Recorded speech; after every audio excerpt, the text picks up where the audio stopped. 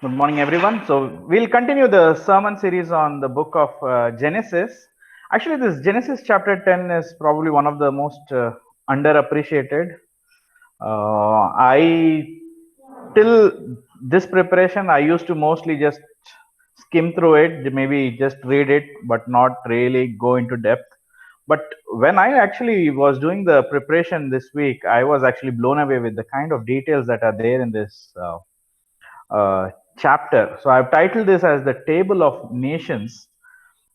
So, and this is the general title given by everyone for this because this is where the nations started forming, and we can actually trace our origins from this chapter actually. No, and no other book in no other civilization has ever written details of to this extent.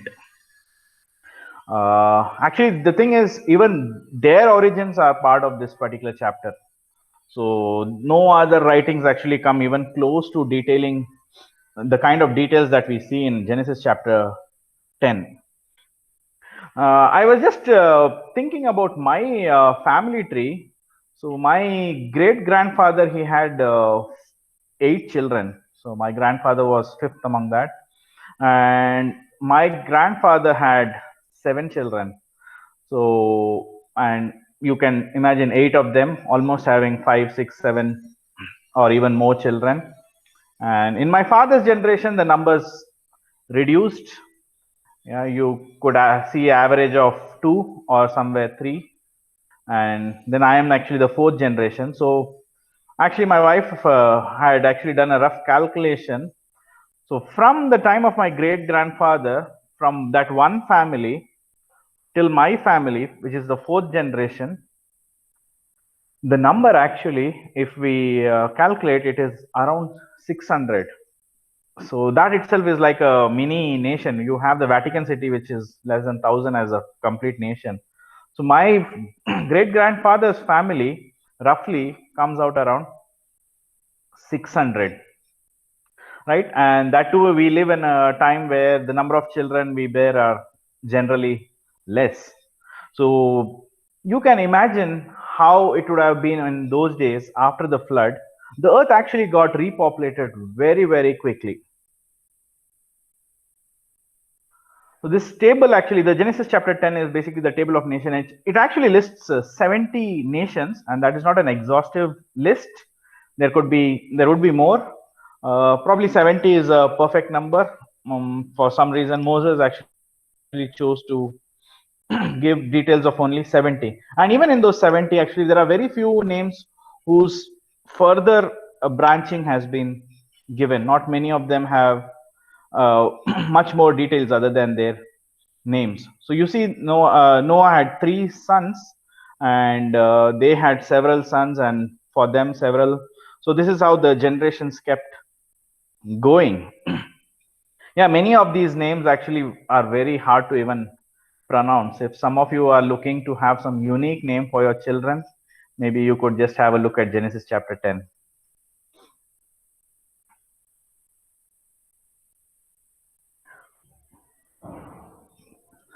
So this chapter starts with the verse, these are the generations of the sons of Noah. So this is actually uh, probably definitely a sourced material. I mean, Moses would have taken all these details from some other sources. So people would have written down the list, and Moses is just uh, putting them in a single document. So these are the generations. So this actually is a start of a new passage, chapter 5 till the end of chapter 9. If you see, chapter 5 also starts with something like this. These are the generations. It starts with these are the generations of Adam, and it ends with Noah. And here from chapter 10, you see these are the generations of the sons of Noah. So this is actually a new section that is starting. So the verses 2 to 5 actually give details about the sons of Japheth. Japheth actually had 7 sons. Gomer, Magog. Gomer is and Magog. Magog is some a word which you might be familiar with. You see it in Ezekiel and also Revelation. They are these sons of Japheth actually settled mostly on the northern side of the Mediterranean Sea and also towards the east and also west. So the Japhethites actually were spread to a larger territory.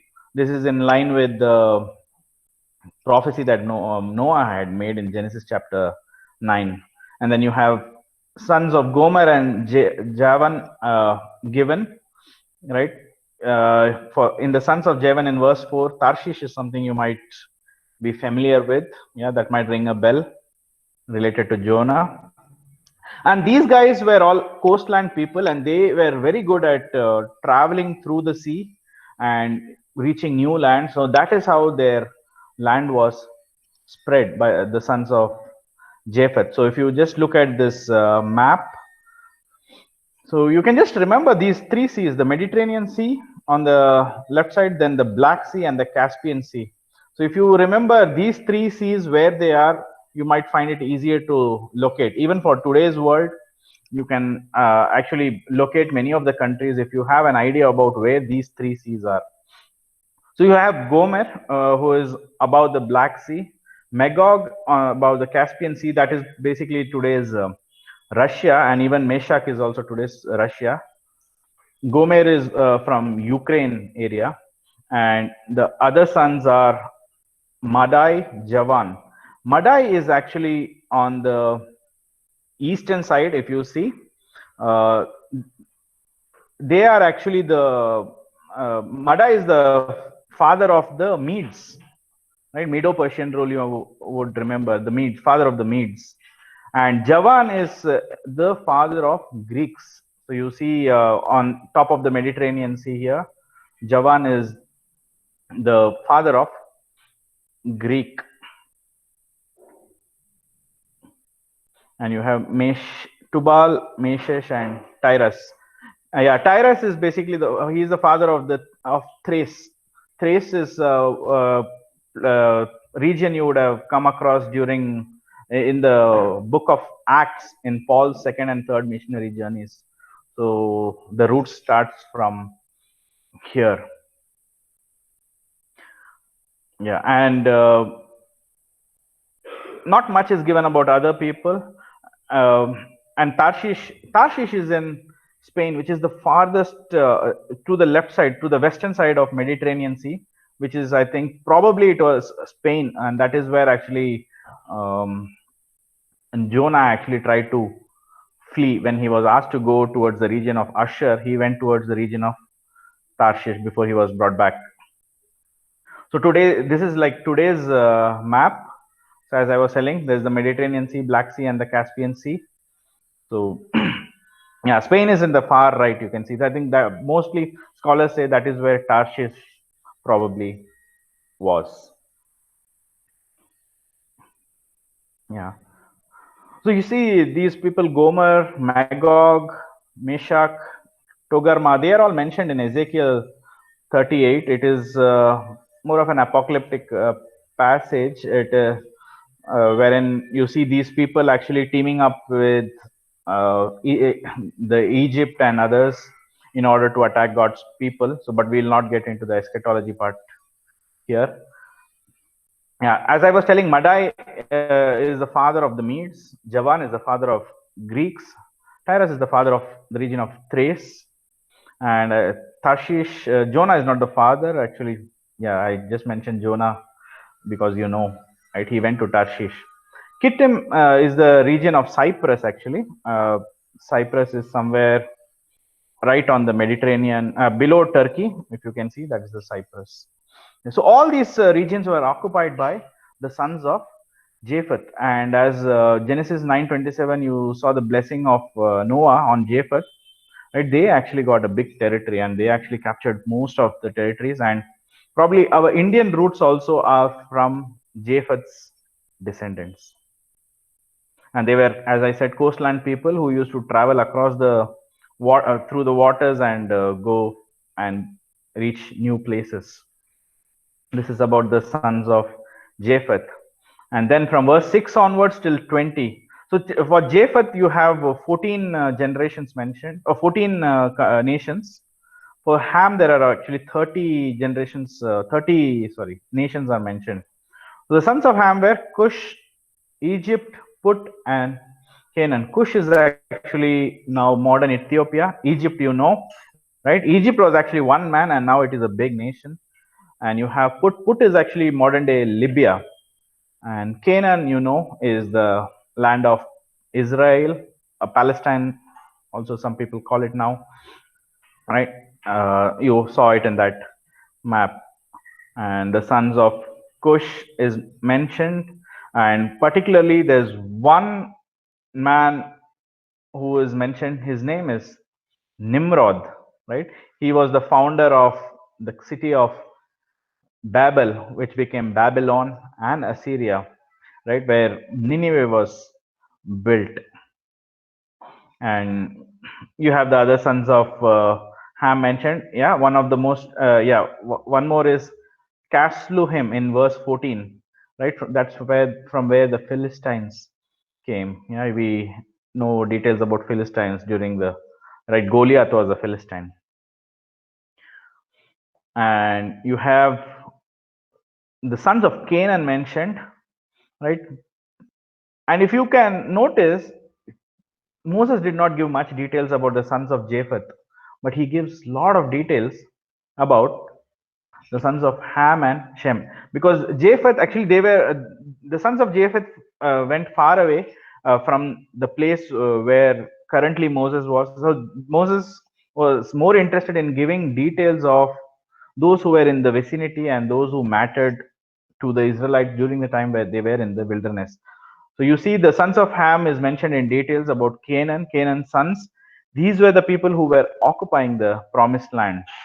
The Jebusites, Amorites, Hivites, and all these people were the ones who were occupying the land of Canaan, which is the promised land at the time when Moses and the Israelites were in the wilderness. Right. So 30 nations are mentioned of Ham. Yeah, and most of them are in Africa, while the descendants of Japheth were mostly in Europe and also towards the western part of Asia. And the descendants of Ham were primarily in Africa. And you also see the nation of Canaan on the eastern side of Mediterranean Sea. That is the promised land. Yeah. So as I was telling, Cush is the modern day Ethiopia. Egypt, you know. Put is Libya. Yeah, Libya is somewhere just on the northern part of Africa. And then you saw Canaan. Yeah. And as I was telling, Nimrod is one person who has been highlighted, like Nimrod, the mighty hunter before the Lord. It is better translated, he was against the Lord. He is actually created kingdoms and nations which actually were against the people of God. He was the founder of Babel, which is Babylon and Assyria, and you know Nineveh, the great nation which was built by this hunter named Nimrod. He was a warrior, a mighty warrior actually. And yeah, Philistines came from Casluhim. He was the father of the Philistines. And yeah, you must be familiar with these people groups: Jebusites, Amorites, Hivites. These were the people who were occupying the land of Canaan during the time when Israelites were in the wilderness. These were the people who would be defeated by Joshua, led by a team led by Joshua, and the Israelites would go on to capture and live in that land of Canaan, which was promised to Abraham. And then we have the descendants of Shem, right? To Shem also, the father of all the children of Eber. Yeah, Eber is one important person. He was, yeah, he was not the founder of Uber. He was the founder of Hebrews. Hebrews is the when you come to Genesis chapter 14 onwards and all, you see Abraham is mentioned as a Hebrew. He's because Abraham is actually a descendant of Eber. He's the father of the nation of Hebrew. Then you have this country of Uz in verse 23. So there is one more famous person who has come out of Uz. I don't know if you can recollect that. Yeah, we'll get to that. And then there was one more important event that happened during the time of Peleg in verse 25. So during that day, the time of Peleg, the days of the earth were divided. So there are many theories about what it means that for the earth to be divided. We'll just look at some of the theories. So if you see the Shem's descendants were basically in this region to the right side of Canaan, uh, down in Arabia and all. So that is where you see the sons of Canaan. They were also in the regions of this Turkey and left western part of Asia. And of course, so this is just a generalization. I mean, then people, you all know, people just keep going to other places. They occupy, they capture. So all these things happen. This is a general idea is the Japhethites are in the European side, and towards the Asian side, the Shemites are in the Asian side, and the Hamites are in the African side.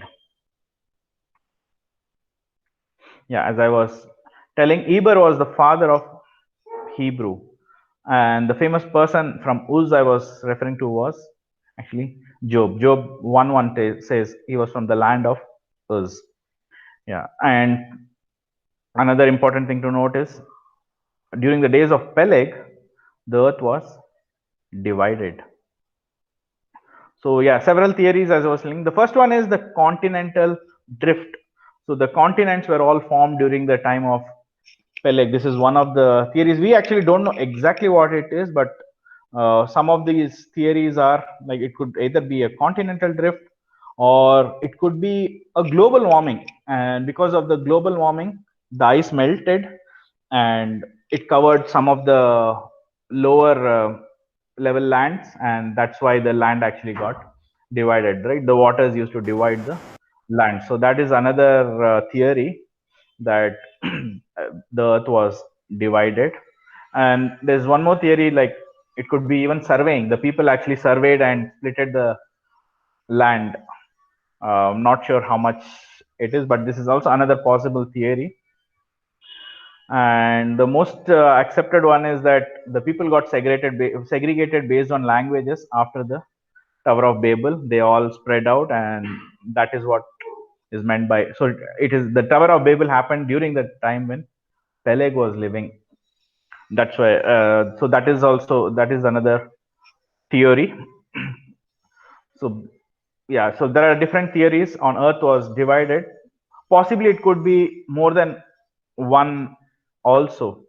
And yeah, many of the scholars believe it could be the division based on languages after the Tower of Babel. And by the time the Tower of Babel incident happened, when Peleg was living, it was more than 100 plus years. So you can imagine. I mean, I was talking about my family tree. Within 4 generations, which say about 80 years, you have almost 600 people.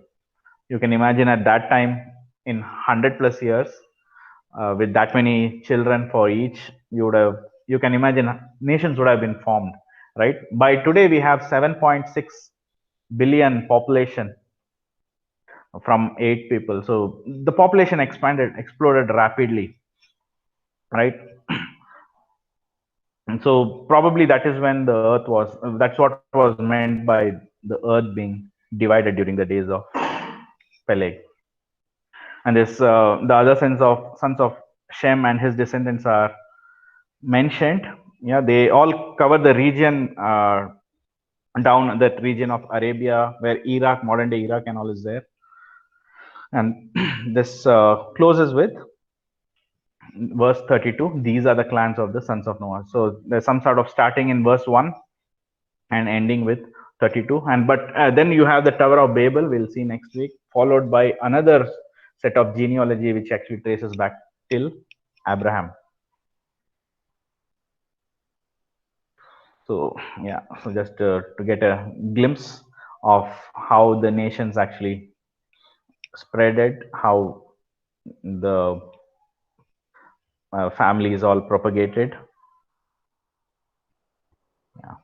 So what we see from this passage is that God made all of us from one ancestor. It was earlier from Adam, and then after the flood, we all come from the line of Noah. Why? One of the three sons of Noah. So this is something very important. God actually made all mankind from one man. Actually, if you see, Paul was actually giving this speech to Athens, where Athens were actually, yeah, worshipping pagans. So there he actually goes and makes this speech. There is he saw some to an unknown God was mentioned. So that's when Paul actually goes and says, God made all mankind from one man. Can someone read Acts 17, 26 and 27?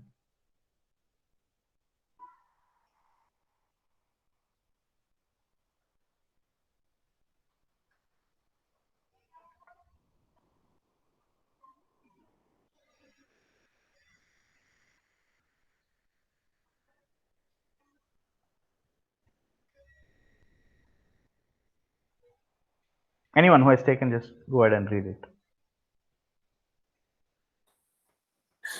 And he made from one man every nation of mankind to live on all the face of the earth, having determined their appointed times and the boundaries of their habitation, that they would seek God, perhaps they might grope for him and find him, though he is not far from each one of us.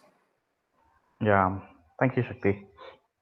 Yeah, so God made all mankind from one man, and he appointed to live on the face of the earth in allotted periods, in allotted boundaries, and all this God had created from one man, that they should seek God, feel their way towards him, and find him. Right? So we all need to understand we all were created from one man. Though we live in different places in different time periods, we need to always be remembering this fact that we all are one. You and me and everyone on this earth, all are different branches from that same family tree, right? So the whole mankind are basically one big family, and everyone, whichever part, on whichever time period, whichever place they lived, they all are created in the image of God, and they are all created equal, right? So many times we see this uh, divisions and all these things based on caste, creed, color, economic status, financial status, yeah, social status. All these things are all because of sin. Sin has actually blinded man, and all these divisions are actually caused by human sinfulness. Right? In the beginning, when God created, He created one man, and through him, all were there. So everyone is actually, whole world is actually related, and they were all created equally. But it is because of sin that you see all these divisions, which were based on caste, creed, and all, came out of this human sinfulness. Yes, God did create many nations, but uh, the division based on superiority and inferiority is something which was created by human beings because of sin. And sin actually ruined man's relationship with God, first thing, and it also ruined man's relationship with one another. So all the problems, all the divisions that you all see, the root is sin, and all started at the fall. From the time of fall, the relationship between God is ruined, and the between two men are also ruined. You can see right from the next chapter after the fall, where the brothers, there was a murder. Then you see the sin of Ham, you see mm, Lot and his daughter. So you see between nations and kingdom there is fight, right? Though we all are from the same family tree, because of sin, there is a break in relationship. The relationship is no longer same. Everyone is about self, and that is the problem of sin, right? But because God loved this world, He sent His Son Jesus to take the punishment of the sin and initiate reconciliation between God and man. And after the fall, you will see, right, while there is biologically there is only one family, since the fall, you can actually see Bible actually divides people into two families. You will see it throughout the scriptures right from the fall, right? Those who believe in Christ, they are all part of God's family. Those who reject Him, they are of the evil one's family, right? So this is has been the case right from the fall. Based on faith, people are divided into two families, right? Those who are in Christ are all part of that one God's family, while the other family is the one who are not of God's family. And when you see Matthew 28:19, Jesus actually commands, gives the mandate to go and preach the gospel and make disciples of all nation, right? So that is the whole idea of salvation is not something limited to one particular group or something. It is for all nation, and that is the mandate that Jesus has given to the disciples, to go and make disciples of all nations, right? And the redemptive plan of God, which started at the fall, it is still very much in progress, and you and me are also part of this redemptive plan, right? God, in His mercy, in His grace, He actually took us out of the evil one's family and adopted us into His family. And that redemptive plan is still in progress. And this redemptive plan will be in progress till the time when God actually saves all His people from every tribe and every language and people from all nation, right? And once God's plan is accomplished, of redemption is accomplished, He will come, right? Revelation 5 and Revelation 9 actually talk about it, right? Every God will have His people from every language, people and nation.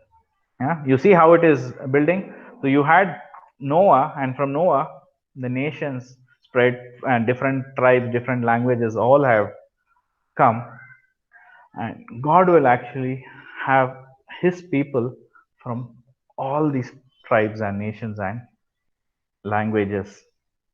And once God has accomplished that redemptive plan, that's when He will come.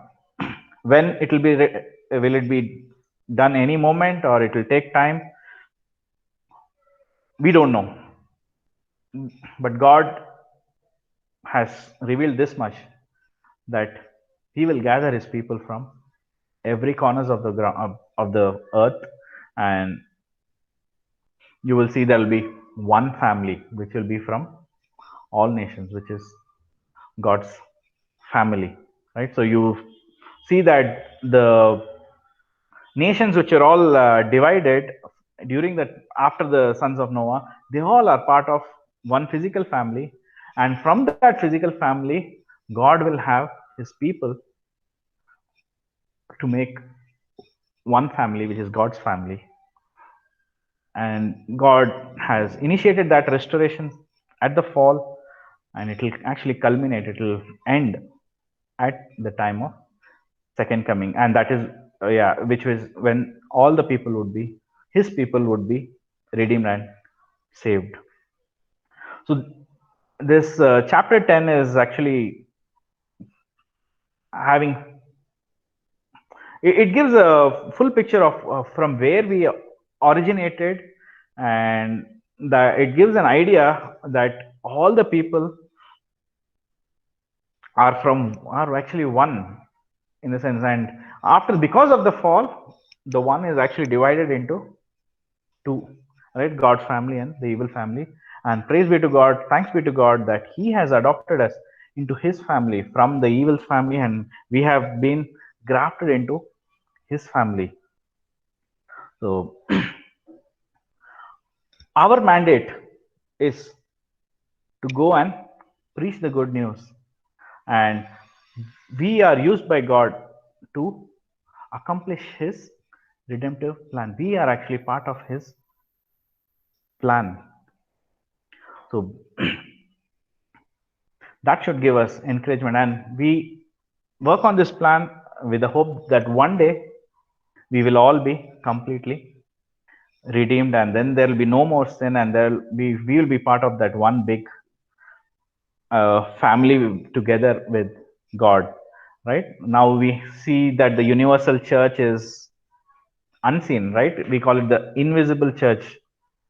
But when the redemption plan is completed and God comes, right, you will see the family and you will be with the family and rejoice. So till that time, we all persevere to work and consider it as a privilege to be part of God's mandate to make disciples. So may we all continue to do that as we look forward to the day when we all will be together as one family again. Let's pray. Lord, thank you, Lord, for this time where we could meditate on your word and understand the truths on this from this chapter, Genesis 10, Lord. Thank you, Lord, for helping us to understand that we all are part of one family and how we need to see each other, Lord. Thank you, Lord, for the great repository of wisdom that you have in your word, Lord. Thank you, Lord, for revealing it to us through this through meditating on this chapter. We thank you, Lord, that you have grafted us into your family, and Lord, help us all to love one another as one family of the people of God, Lord. And we also pray that you will give us the burden to reach out to the world and proclaim the good news which you have mandated us to do. And we pray that you would use us to bring your people to your fold, Lord. Thank you, Lord, for this chapter. We pray that you would continue to be with us and bless us and guide us and uh, help us to fulfill that mandate and live a purposeful life. Thank you, Lord. We ask this in Jesus' most precious name. Amen.